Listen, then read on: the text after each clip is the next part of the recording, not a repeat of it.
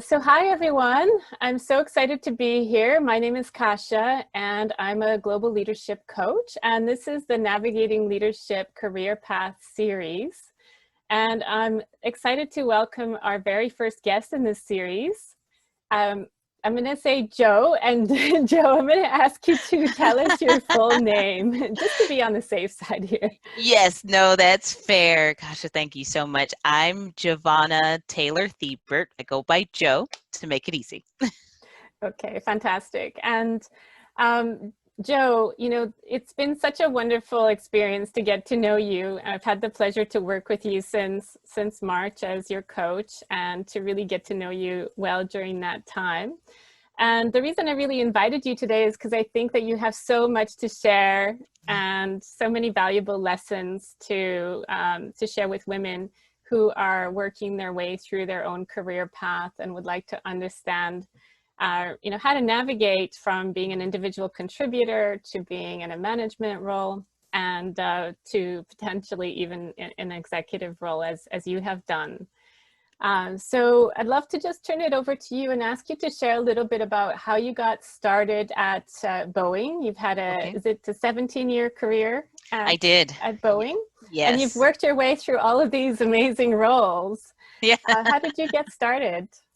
I did. So thank you. It's crazy to think about your career and it's like, oh my goodness, where did the time go?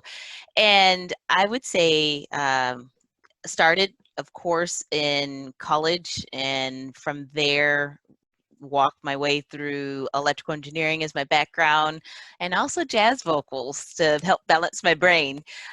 So after college, I went back to St. Louis, which is my hometown, and started there with Boeing. I had the pleasure of having internships with them. They helped me shape my mindset around what does it mean to be an engineer, because I wasn't quite sure growing up of what an electrical engineer could do, or even what an engineer could do.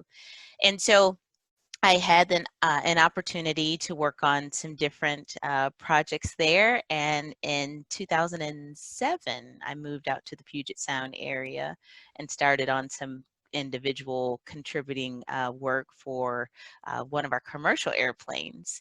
And so I really enjoyed moving around to different groups and project management to gain some more business background with engineering. And then I said, I think I like integrating projects and understanding the business more. And I really like people and talking with them. I wasn't, your introvert engineer. I was more of a borderline extrovert. Still takes energy to regroup, but I like the interaction there. And so I went back and did my MBA through Seattle Pacific University. And from there on, I left individual contributing work to more management individuals on my teams. And so I started with a small team of, I think it was about 20 people. And then it grew to being a skill leader of 1,000 people. And Wow. then it kept growing from there. So I really enjoyed the aspect of what does it look like to help others find their full potential. And even if that means they're surpassing me, I never had that issue in laying out their roadmap with them. And from there, and that's where it was like, okay, got the people side. Then what does it look like for the business to go from tactical to everyday tasks to visions and seeing what's on the horizon around the corner for, I'll say, the next 5 to 10 years that we had our scope or purview for. And that's where I started moving from management to senior management and into an executive role. So my last role that I had at Boeing, I was the chief program engineer for 767. And that was like my dream job that I had. And it was hard to make the transition and leave Boeing, but it was probably the best thing that I've done to grow my technology box from just around missiles or airplanes to more technology as a whole, and how to think about strategies even larger. So now I'm at Amazon working in the robotics team, and I'm really enjoying that. Sounds amazing. It sounds incredible. I'd love to take you back to what you said, for any women who are actually perhaps just considering being an engineer. And you said, Yes. what does it mean to be an engineer? I'd love for you to share that. Yes, so a little bit more about my background. So I grew up in the St. Louis area, and I'm like, oh, Cardinals. It is a big city, small town feel, and I would say for where I grew up, there weren't a lot of engineers that looked like me, or engineers that I even knew in my community. My mom, she is a minister and a pastor of a church, and my dad, he has a business background. And so they tried their hardest to help me see, okay, do they have friends in this space? Um, do they know some tutors? And I think the big thing for them was, okay, we've got to get her into summer programs or internships early. And the biggest program that they got me into was a group called Inroads Incorporated. Their mission is to help underrepresented but minority youth in placing them in their field in STEM, more than anything, science, technology, engineering, math, in that field for internships, helping them with college credits and taking classes while they're in high school. So I was pretty fortunate to, I'll say, get a leg into that space, because there I could see mentors and then became advocates that looked like me, and that I could have more confidence in myself to dream bigger than what I was before. Wonderful. So you had mentors from the beginning that you could I tap did. into. Yes, That's yes. great. And, moving from that engineering role to your engineering management role, what do Mhm. you think really allowed you to take that step? I'm thinking about any strengths, any mentors, whatever you feel was really important to be able to make that transition and to get that role. I think so. Great point. I believe, yes, mentors are 100% important in anyone, whether you're going to stay in engineering or make the transition from engineering to becoming a manager. I would very much advise you to have mentors, because you can bounce off ideas or questions and ask them, well, what made them, successful, or how did they define success, because success is defined differently for everyone, and what makes them want to keep going, what makes them tick, and to lead a team. Mentors is one category. The other category that I learned and I did not know existed were advocates. Advocates are those that speak on your behalf and as well stand in the gap, meaning they're willing to put their, I'll say, career, or sometimes their own name on the line for you, because they've seen your work. They've heard about, how well you are doing in the team and growing in that space. And so they're willing to give you a chance at a new opportunity. Those are harder to come by, and you can't, I would say you can't, but it's very rare that you would just go up to someone, will you be my advocate? And they don't know you. Sometimes it comes through a mentor, or that mentor knows someone that could be your advocate in the area that you're wanting to grow into.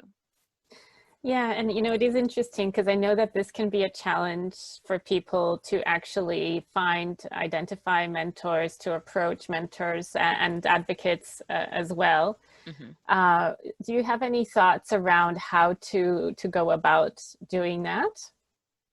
Well, I would say, depending on where you are, so if you're at a company that you're interacting with different groups, is there anyone that you see day to day and you have interactions with them, and there's something inside of you saying, like, I want to emulate that behavior, or I love how they present in this meeting, or I love how they interact with other leaders or even their team members.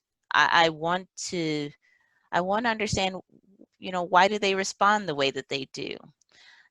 Because there are others that we know we don't want to emulate and we don't want to know why they speak the way that they do to some of their team members. So if you lean into that space, what I would recommend is don't just bluntly ask or come up, out of the blue and saying, will you be my mentor?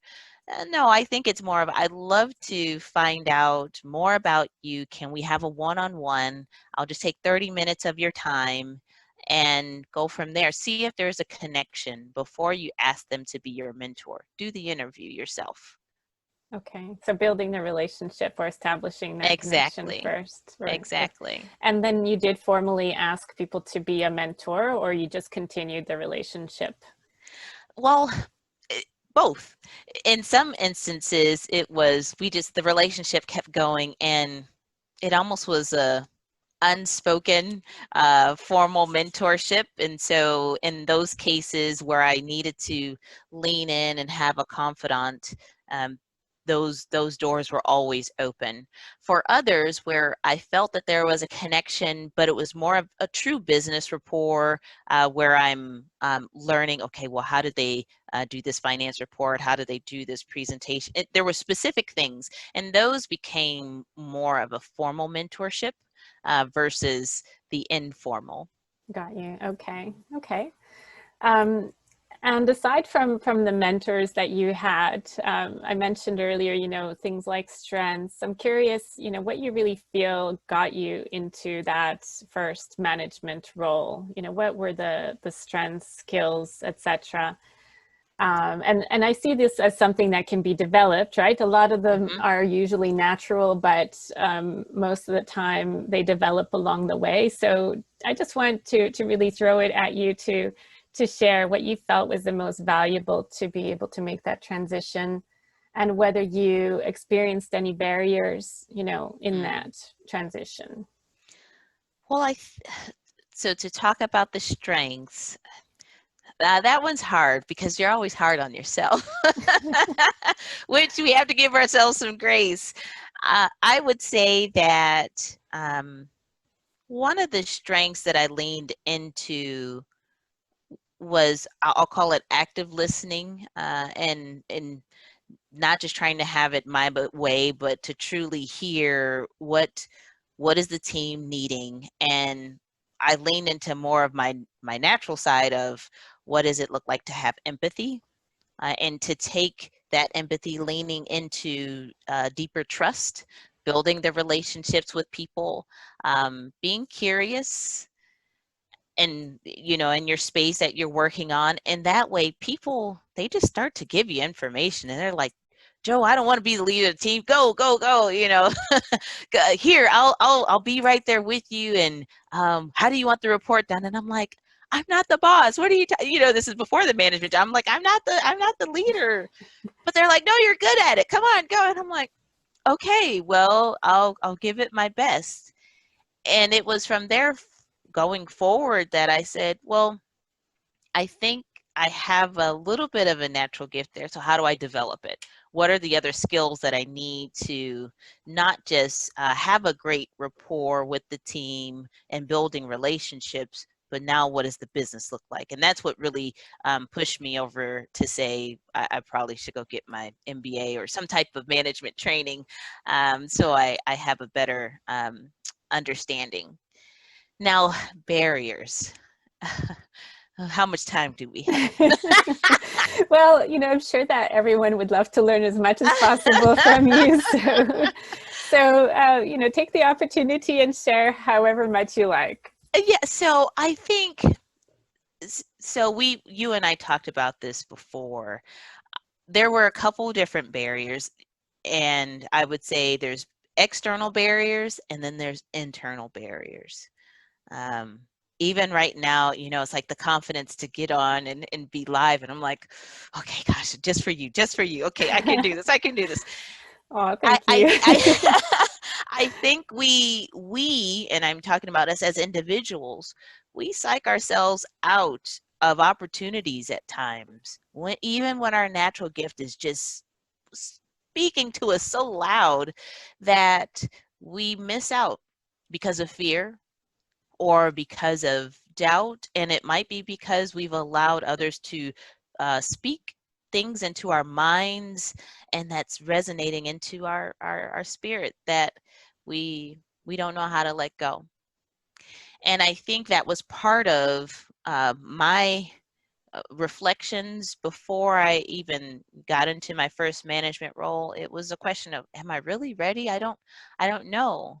Even though I've had like a pile of yes, yes, yes, all these people saying yes, go, go, go, go, go. It took just one or two to say, why does she think she's qualified to lead a team? She's too young. And where I was at the time, I would have been, well, actually I was one of the youngest managers in that department. And I let that negativity ring loud as if it was the truth. And it wasn't my truth, it was someone else's truth. Hmm. And so for me, it was, how do I let go of that doubt and really build up the blocks, the learning blocks, along with my capability blocks. And that's where I don't know. I took a lot of pride in the fact that, well, I went to engineering school, and that's where I leaned into mentors. It wasn't just me by myself. We had a lot of one-on-ones, a lot of crying, a lot of emotions, and they let me do it. And so that's why I say mentors are important, and it's you go to the right one so that you can let your full self be in the conversation.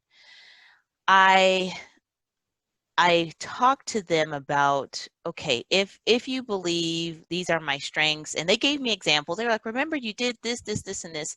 And so I started writing a journal. That's when I started journaling, along with a vision board. What is it that I not only want to get into now, but where do I really see myself going? And that's where I started seeing things just really unfolding, and the creativity of where could this go. And I didn't know my passion was around women in STEM or young women in STEM at first. It started small of, I just want to help people. I want to help them, project manage better. I want to help them get that big presentation together, or figure out how to get a patent. And so there were little things that I felt passionate around, that I was pretty good at helping them write documents for. And I built the confidence off of that, and the confidence on, well, people trust me. And so I don't want to disregard that. Okay, well, how do I keep going to the next step? Through the whole space, I would say I stayed with humility versus arrogance. I try my best to not get to that place, because the moment you do that, that's when you fall very hard. And it's hard to get back to a place that you can help people. So as far as other barriers, yes, there were barriers, and that's where advocates came in. I remember a time when and I wasn't a manager yet. I had a manager, and that person, forgive me, that person um, was very traditional in their mindset of, you need to give your time or do your time before you're ready for a management role. And I kept asking, well, what does that mean, do your time? What does that mean? I've got all the skills and the team, they want me to do it, why not? What I didn't realize, again, this is how he was taught, or they were taught, and that's how their mentor was taught. And so that became, I'll call it generational, of that thinking, which is fair. I had to meet him where he was. And the thing that helped me, I'll say, remove that block, again, I presented my work to him on a regular basis all the time, and never got credit for it. And I said, okay, well, my team, they give me credit. And so I started going to his peers and saying, hey, I think this will help you in your space. I'm not sure if you've gotten the communication, X, Y, and Z. I did it intentionally just so that others could see my work. But he had to see it first. So that way it wasn't, well, why did you go to such and such? It wasn't for approval or anything. It was just for information. Everything that I shared was for informational only, because I knew how hierarchies worked in that space. So I never wanted to step on that bridge and burn it on accident. So it was probably fast forward a few months into that space. One of his peers asked, Joe, well, why don't you interview for this position? And I said, no, such and such, this person, they probably won't, really let me. And they were like, they don't have to let you. This is in my group, and I think you're capable of doing it. And I'm like, oh, okay. So I applied, and lo and behold, I got the job. It was my first management job. Congratulations. No, I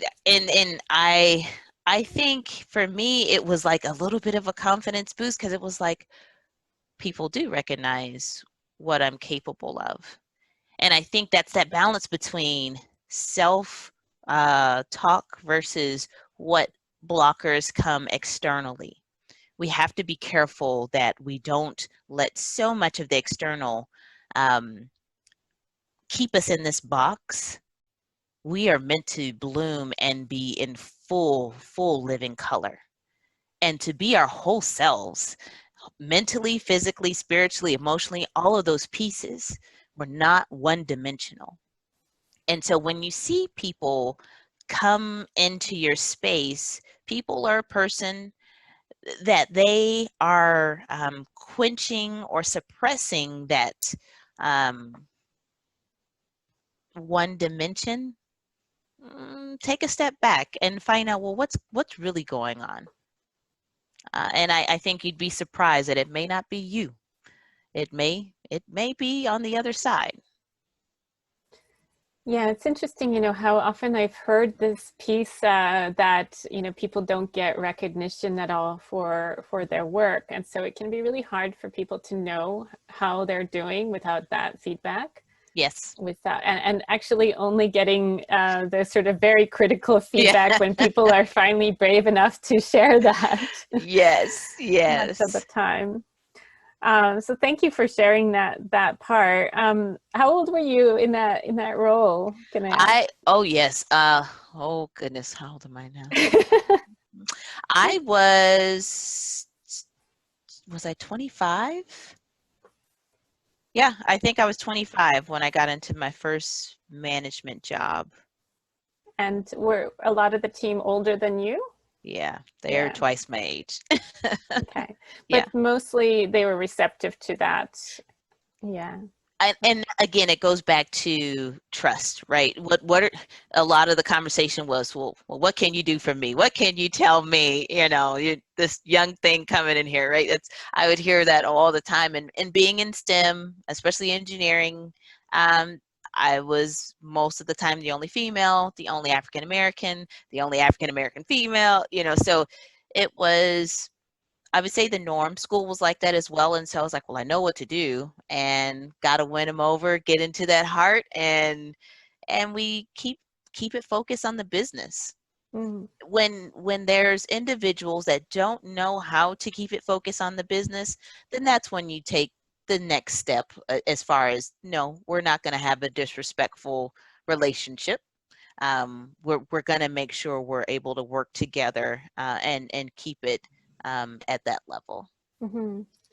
It's interesting because that aspect of credibility, I was just checking with you, because I know for myself, when I first started executive coaching, I felt like I was being perceived as too young. I had Yeah. this fear that people were going to think she looks too young to be my coach. Yeah. And, that credibility aspect is so important, right? Mhm. So I'm curious from you know, your perspective, what you felt allowed you to build that credibility. Was it your technical expertise? Was it other things? What do you think really gave you that?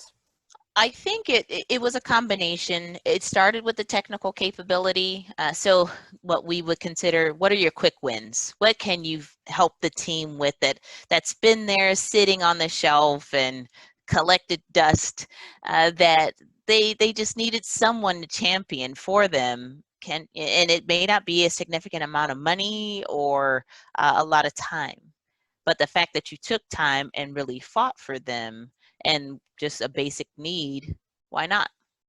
Mm-hmm. I think the other piece would be we used to have, I'll call it, performance evaluations slash career roadmaps. And during that time, I would ask people, okay, well, what are you thinking about, your next steps in the journey? And I would get some, well, I'm on the last end of my journey. This thing doesn't mean anything to me. Doesn't matter that I fill this out. And I'm like, it does matter to me. And I said, here's why. I said, I don't care if it's internal to the company or outside of work. I really want to hear about you. Like, where are you dreaming? Because when you do, retire or step away and do something differently, what are you wanting to do? There's still more in you. Don't tell me that this is it. And so the fact that I was willing to make time to get to know them. People know when you are surface and when you are genuine. There's a difference. And I think that's where managers and leaders are different. Managers, in no disrespect, we need both skills, but the difference is if you stay in that management space only and you worry about the business only, your people will leave you every single time. Versus a leader, yes, you can be a visionary, you can have the strategies fully laid out, but if you don't know how to run the business, then you won't have a business. So you've got to figure out the balance between the two. When you're working with your team.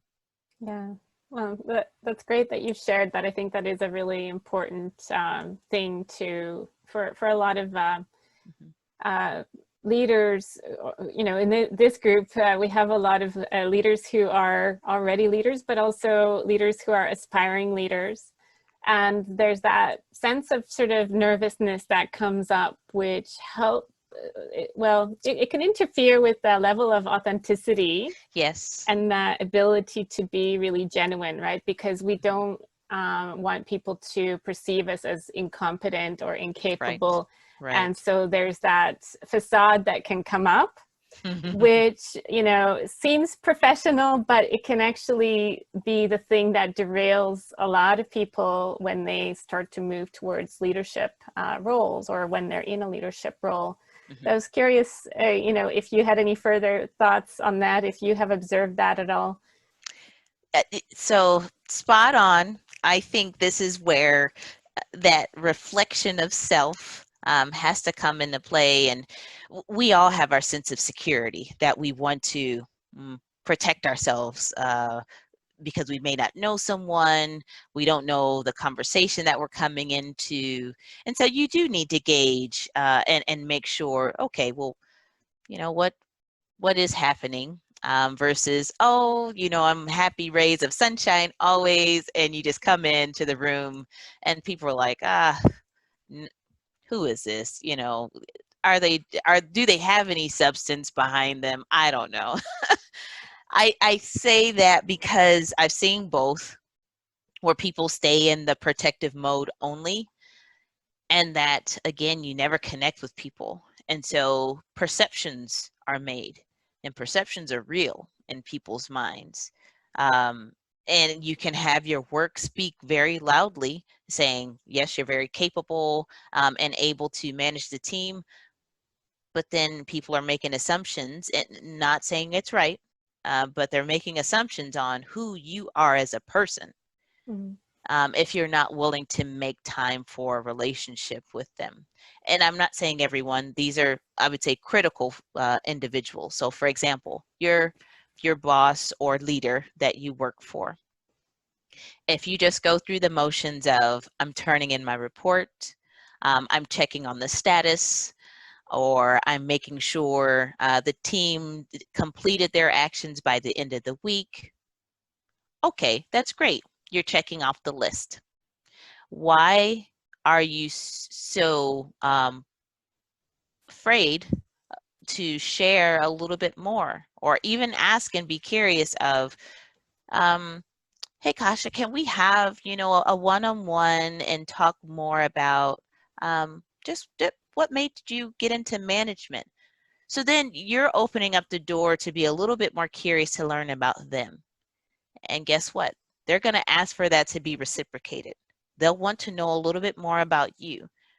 You can be selective at first of what you decide to share, just to see, is the environment safe for you to share or divulge that information. From there, then the relationship should grow so that you can be fully who you are and that person can be fully who they are. Now, the reality that we live in, there are individuals that don't allow us to be fully ourselves. I think it's more that they choose not to educate themselves in my well-being or what makes me tick, even though you may try. So you have to balance that, and so it's hard to balance of, well, how much do I not bring myself to the table because this individual or my leader doesn't want to know who I am. Yeah. Yeah, those connections and the culture has an impact as well. It does. It does. Yeah. I'm curious as well, you how long were you in your management role for? That one, my first one was 9 months, and then I moved to another position for about 1.5 years.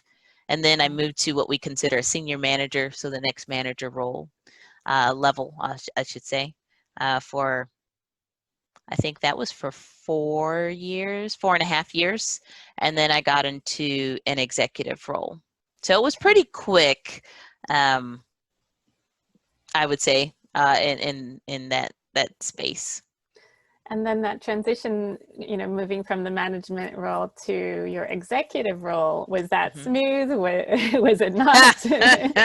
How did that happen? Oh man, I would say you can try to have all the preparation from a technical. So yes, checking the boxes of, okay, does she have a master's in engineering? Check. Does she have a master's in business? Check.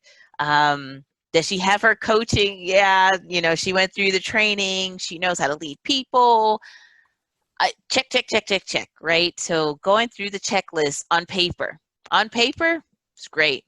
She's doing community service. She's, leading large-scale teams across the globe. Knows how to do strategy. Again, checking the list. I can't emphasize enough how much it's in importance around mentors. My mentors then went into their mentor database / advocates to say, we need someone to speak on her behalf because she's qualified for this space, these different areas. And so that's where I went on several interviews. I worked on my interview skills, and I even had to train my brain to think differently versus, and I was thinking like more tactical of like, what do we do day to day? And they were like, no, we need, okay, what is strategy plans or strategic plans? What do they look like? If you were looking at leadership principle or leadership attributes, what would you lay out for the team? What would the vision be for the team? Tell us about, difficult times of managing things like that, right? And so I'm like, okay, all right, okay, let me think differently. And the second, I would say, round of interviews, they were like, oh, she did great. She like knocked it out of the park. And I'm like, okay, great. Well, what happened? Well, there was another person qualified for the job. And my mentor and I, we looked at each other and we were like, well, who, sort of just curious, who was it? And when they told us who the individual was, We were a little shocked because it was like, well, wait a minute. They don't have a business background or an engineering background. They really don't have the experience, but you decided to choose them anyway. That hurt. Again, I went into my space where it did, sort of suppress me / my confidence was knocked down for a little while. But again, having mentors, be your coaches and sort of get you back in the ring so that you can have the strength you need. Because it's not always easy to stand up on your own to say, I'm ready to get back in and fight for my next dream. And it was your dream to move up into an executive role? My dream was, and so for me, I didn't care about levels or positions. My dream was truly to lead large-scale organizations and carrying out a vision of how do we lead into the next century? How do we transform a product that we were working on at the time that everyone can bring their ideas to the table? And that way we're working with our suppliers that we're giving requirements in the right time, the right manner, and we're in sync. And it's a true life cycle that is not utopia. It actually exists. And so that was my dream. And it finally came true after the third, I think it was the third interview. There was a person that I did not realize was watching and seeing, hey, I see you've been interviewing and I've seen your work over the last 10 years, has been watching me for 10 years. What? I didn't even think the person knew my name. And they, they were very blunt with me of, I was told you weren't ready and I think you are, and I'm going to give you a shot. And it's a true life cycle. So don't mess it up. And that was his motivation speech to me. And so I think from there, it was like, okay, all right, we're not going to mess up. We're not going to. And so I tried to make sure, okay, how do I cross my T's, dot my I's, and make sure I was taking the right trainings and getting into the executive role. And again, finding another set of mentors that were executives that I could emulate from. And I'm just also wondering, what you found to be the biggest difference between a management role and an executive role. It sounds like it was the vision, being able to really focus on the vision and strategy. Mm-hmm. But I'd love to hear from your perspective what you felt was really the biggest difference. I honestly think, so each company's different. And I would say switching over to where I am now, even with Amazon, I honestly believe that the biggest difference is it gets harder the higher you go in the role. So how are you making sure you're able to dive in deep with the team as you need to, staying curious, not micromanaging, that's different, but staying curious in what they're working on and how they're coming up with ideas, and then still being able to come back up to the strategic focus and being able to steer navigate the ship where it's going. Because if you're not steering the ship, someone will come over and take your ship and you might as well go away. And so if you're not looking 5 years, 10 years ahead, then who is? Mm-hmm. I think that's the big difference between if you're in the management role, you may have ideas. I would say as an executive, the ideas come to light quicker. Okay. And it brings me to, a question that I frequently get, and I'm going to put it to you. Okay. That difference between, tactics, planning, mm-hmm. strategy, I want to put it to you because I get this frequently, right? And as a coach, I get people to answer it themselves. Yes. So the difference between well, I'll say that the tactical versus strategic is that, yeah. So I would say, so to me, tactical is the day-to-day plans. And so meaning, okay, today is Wednesday. For Wednesday, we had X amount of meetings, and we have how many people on this project, and how much is it going to cost for us to put that proposal together. And so you're really into um, that focus for the day. It might even be for the week, and definitely, looking at the month. Well, that's great. When you think about those tactics, do you do you think in the way of, okay, all of these tactics become a goal?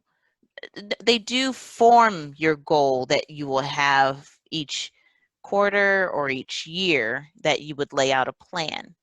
When you start laying out that plan for the year, to me, that lies into more the strategy space.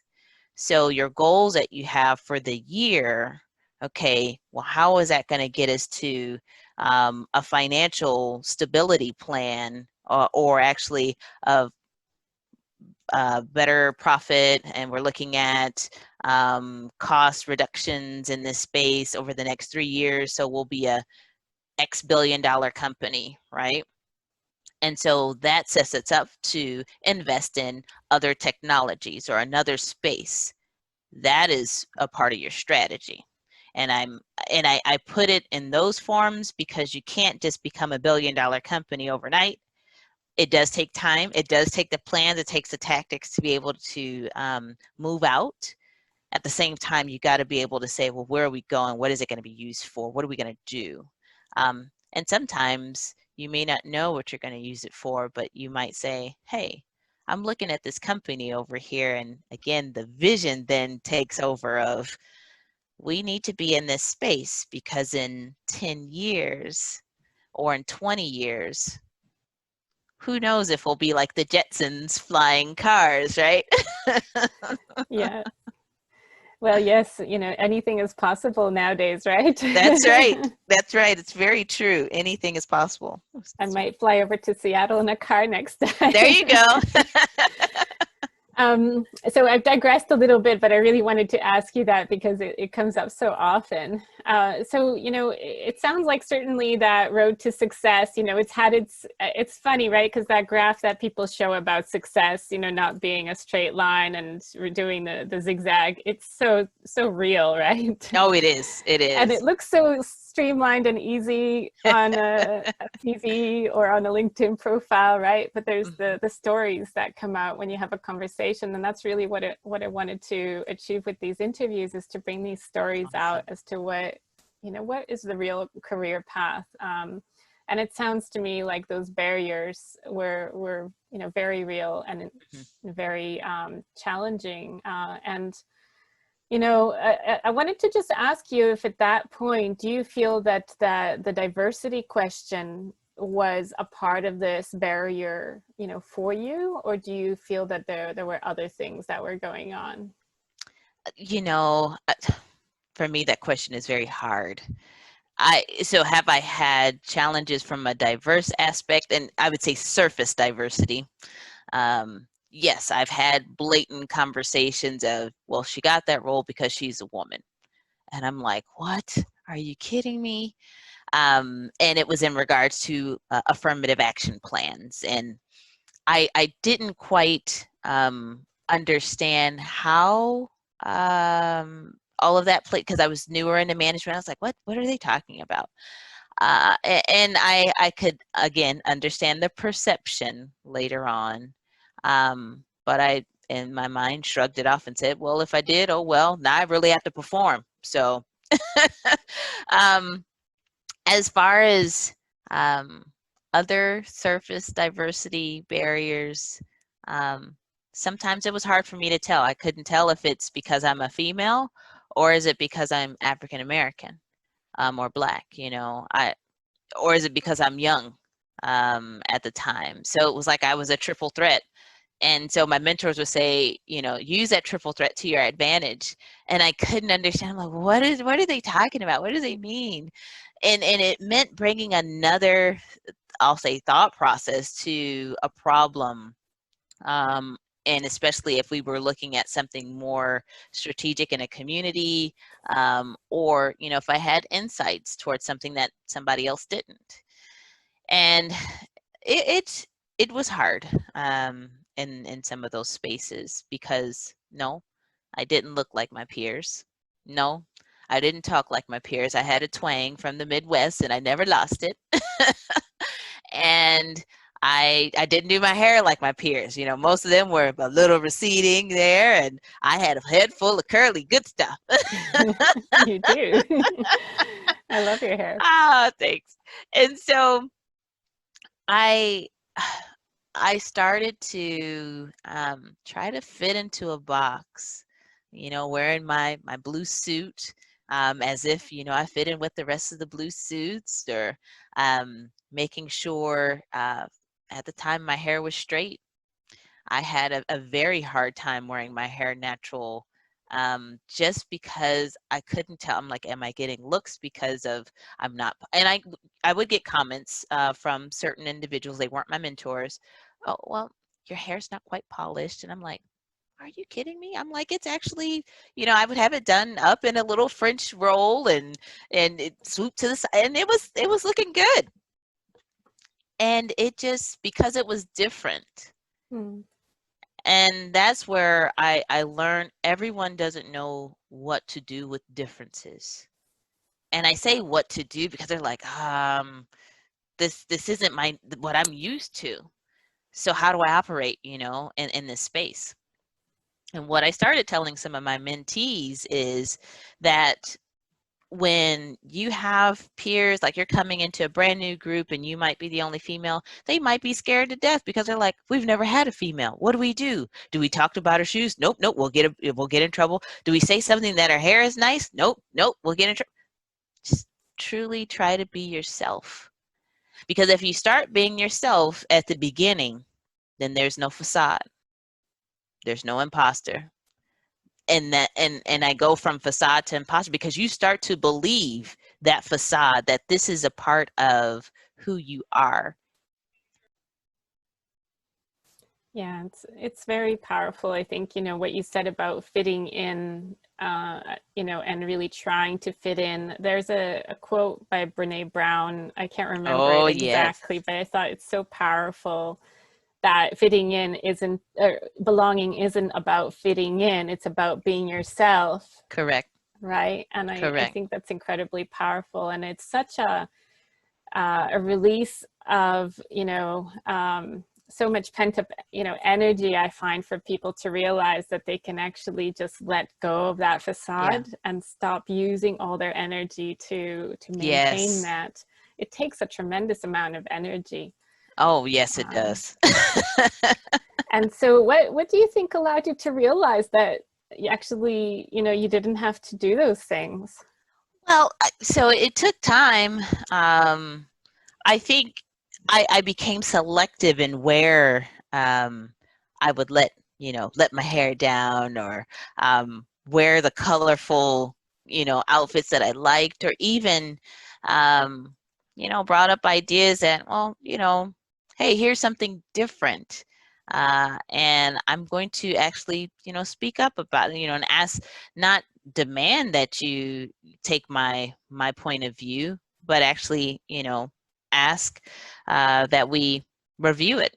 And there were times that it was received, and other times where it was not,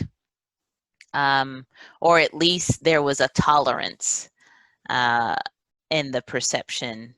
And so I think for me, when you talked about the exhaustion, I got tired of having the facade, and I got tired of not being able to share all of who I was.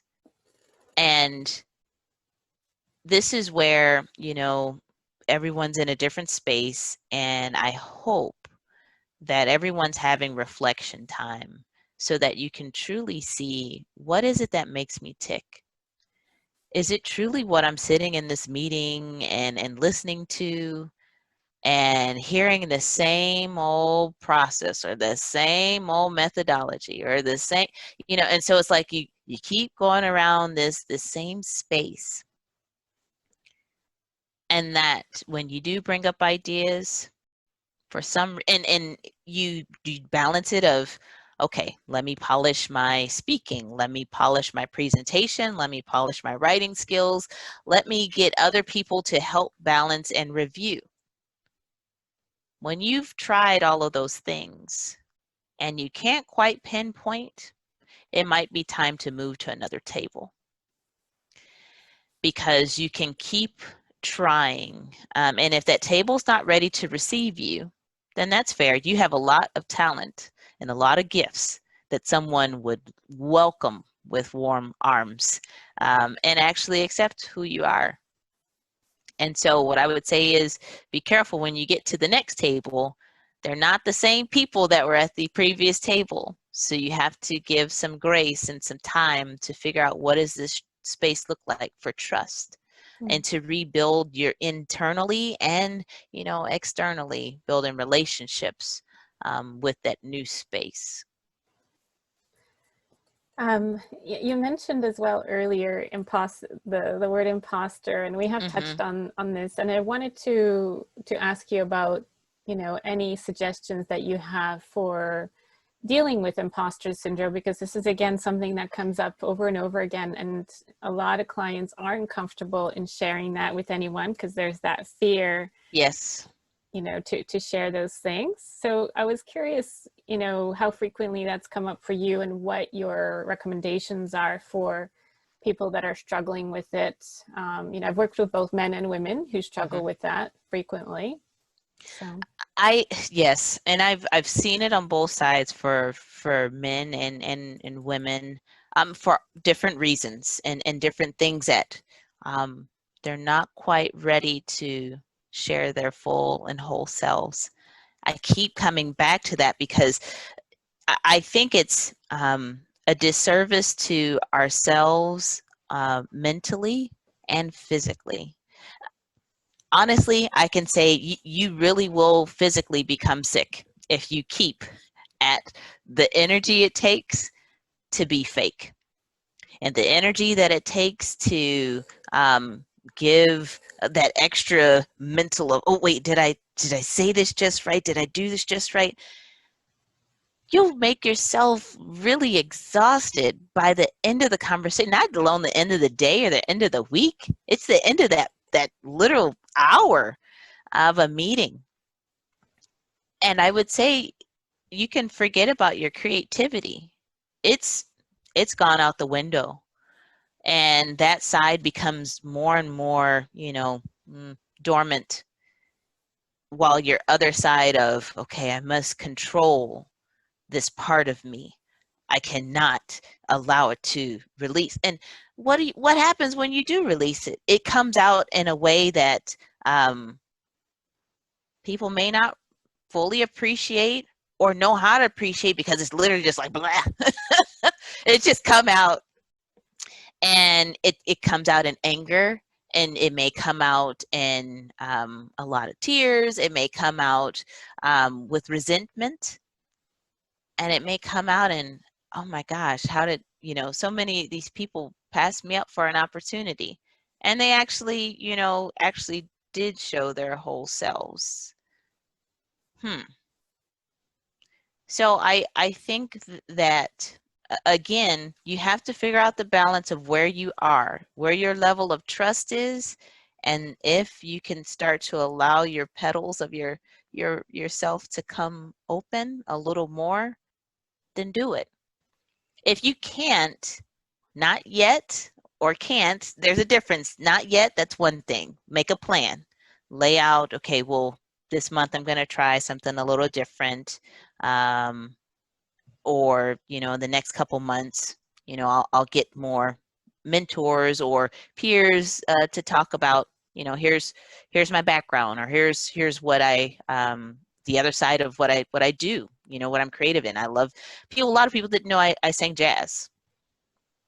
I why didn't know was I, till today. yeah, see, yeah. I'm like, why was I scared sharing that? I'm like, well, I didn't want the misnomer that I was a musician and not a smart enough engineer. Why that was in my head, who knows? I probably somebody was saying that years ago. Well, you can't do engineering and music because they don't take musicians seriously. What? That's not even, yes, again, self-talk that comes from some outside source or external source. Mhm. So be careful of that. From the conditioning.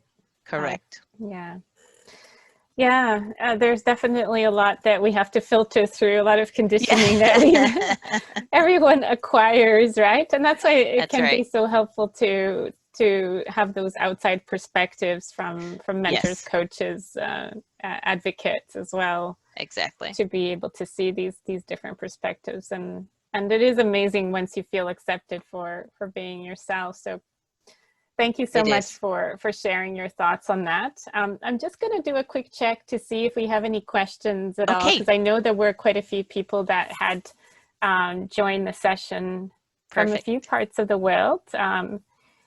And so let's just see.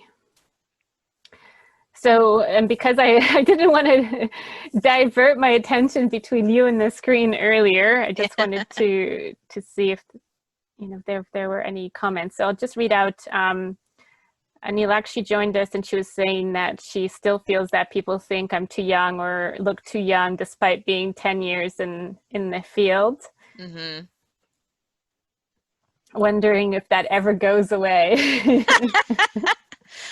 Well, I'll put it this way. Well, when everyone else, I guess, continues to evolve and not age so well, you'll be just fine. No, I I think it goes away again. It goes back to your work, and you build your credibility through those that see your work, and so that's where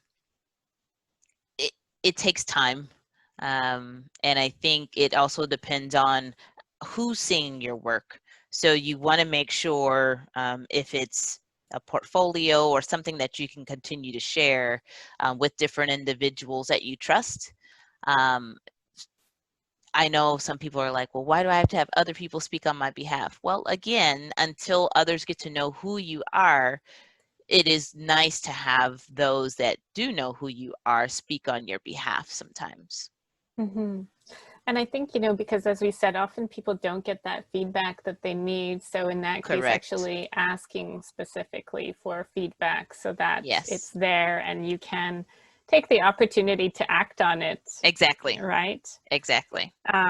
Because I know, even though managers are managers, often they're very uncomfortable with feedback, even positive feedback sometimes.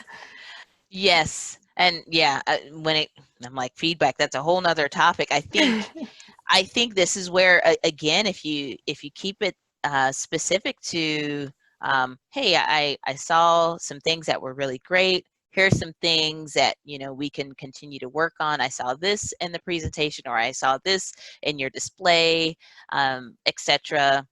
And that way, people again, they're like, oh, I didn't realize that. Okay, thanks. Versus waiting till time goes by and you're like, what happened? Yeah, and it being a surprise. Yeah. Exactly.